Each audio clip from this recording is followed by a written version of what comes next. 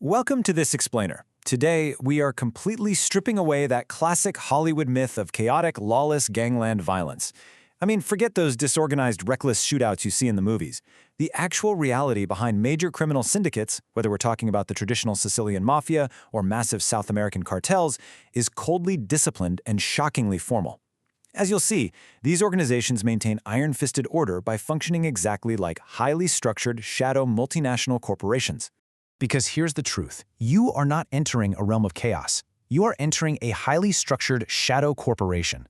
For the rest of this explainer, I want you to imagine plunging directly into this dark world. We're going to place you at the absolute bottom of a totally ruthless pyramid.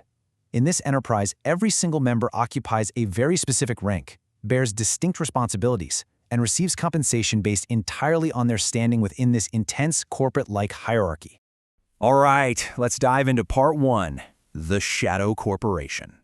Now, without a sprawling bottom layer doing all the highly dangerous, dirty work on the ground, those wealthy executives at the top of the pyramid, they cannot generate a single dollar of revenue.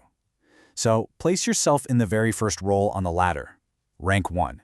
You are the informant and spotter.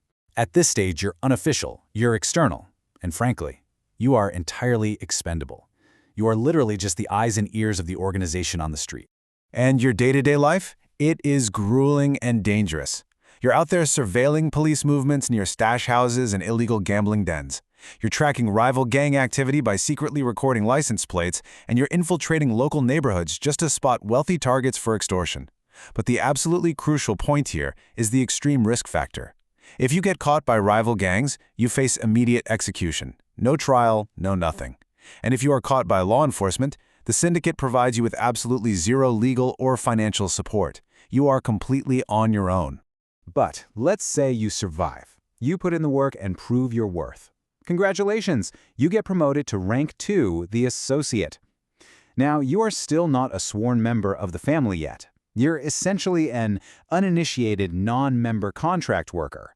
But you're now tasked with basic criminal execution and street-level revenue generation.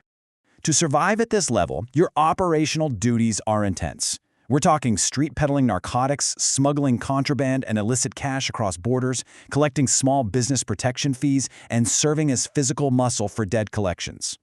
And here's the harshest reality of this rank, the made man barrier. Listen to this. You could generate high profits and prove absolute loyalty for 10 to 20 years and still never become an official member of the family.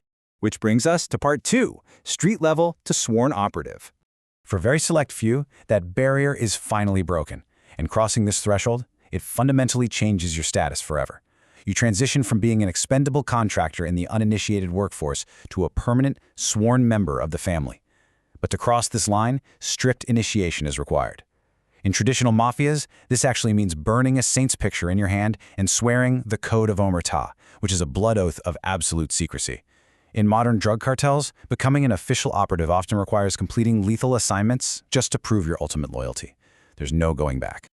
So, welcome to rank 3. You are now a soldier, a made man, or a sicario. You are the heavy artillery, and your duties scale up dramatically. You're officially managing violence control through targeted assassinations of rivals or traitors. You're running large-scale extortion networks covering places like nightclubs and major construction sites. And you're officially middle management now. You're actively supervising your own crew of 5 to 15 rank 2 associates. So, I'm sure you're wondering, how do you get paid? Well, under the kick-up system, you definitely don't get a fixed corporate salary. You operate your own hustles. But you are legally bound by family rules to hand over a fixed percentage of your earnings, often around 20%, directly to your supervisor. The rest you keep. This constant upward flow of cash is literally the lifeblood of the entire syndicate. Let's move on to part 3, middle management and executives. As the criminal enterprise expands across multiple cities or districts, the top leaders simply cannot manage hundreds of soldiers directly. It's impossible. So, you have now ascended to rank 4. You are the Caporegime, the capo, or the crew chief. You're a mid-level executive now. Your primary role is directing regional territorial control, gathering the earnings from all your soldiers, and handling internal dispute resolution to ensure absolutely no police-attracting violence breaks out between your own men. And at this executive level, you serve an incredibly vital function, the firewall mechanism. It works like this. Step 1. Orders flow from the boss down to you, the capo. Step 2. You instruct the soldiers. Step 3. The money flows upward. Because of this brilliant structure, if a soldier is arrested, they only know you. You act as a physical and honestly a legal barrier, completely insulating the Godfather from any direct criminal liability. Now, right above you sits the executive board, what we call the brain trust. These are ranks 5 and 6, the Consigliere and the Underboss. And these guys, they rarely touch drugs or weapons. The Consigliere is the chief strategist, dealing in mass money laundering, diplomacy, and internal mediation. The Underboss is basically the deputy chief executive, managing daily operations, identifying police informants, and constantly maintaining secession readiness in case the boss is taken out. Finally, you reach the absolute apex of the pyramid, rank 7, the boss, the Godfather, El Patron.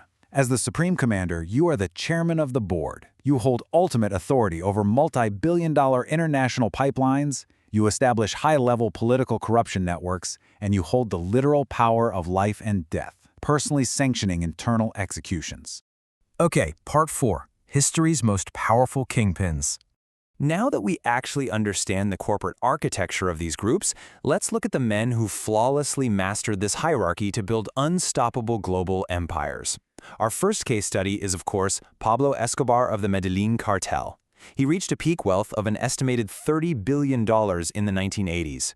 Escobar's strategy was ruthless industrialization. He controlled massive armies of sicarios through his street commanders and built a global supply chain. Most famously, he enforced his plata o plomo policy, literally offering government officials a cold choice between taking massive cash bribes or facing assassination. Next up, look at Joaquin El Chapo Guzman of the Sinaloa cartel. His true mastery was in logistics and infrastructure. He actually employed specialized engineers to build air-conditioned underground tunnels and even constructed a custom semi-submersible navy just to move tons of product completely undetected. But importantly, he utilized a decentralized, cell-based hierarchy. This brilliant structural move meant the cartel operated seamlessly even when he himself was captured. And representing the classic American mafia, we have John Gotti, boss of the Gambino family. Gotti's rise was essentially a hostile corporate takeover, a bloody coup executed via assassination right outside Sparks Steakhouse in Manhattan. He controlled New York's legitimate industries, from labor unions to construction. But, as we'll see, his downfall came when his very own underboss, Sammy the Bull Gravano, broke the sacred oath of secrecy and testified against him. Which leads us directly into part 5, how the empire falls.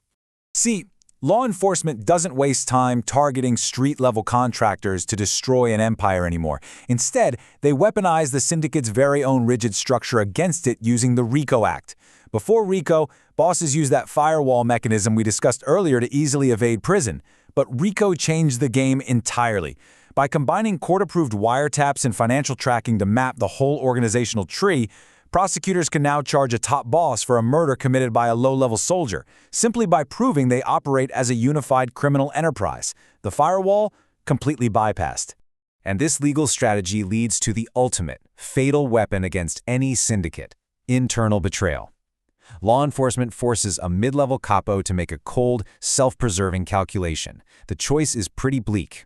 Option A, face 50 years to life alone in a maximum security isolation cell.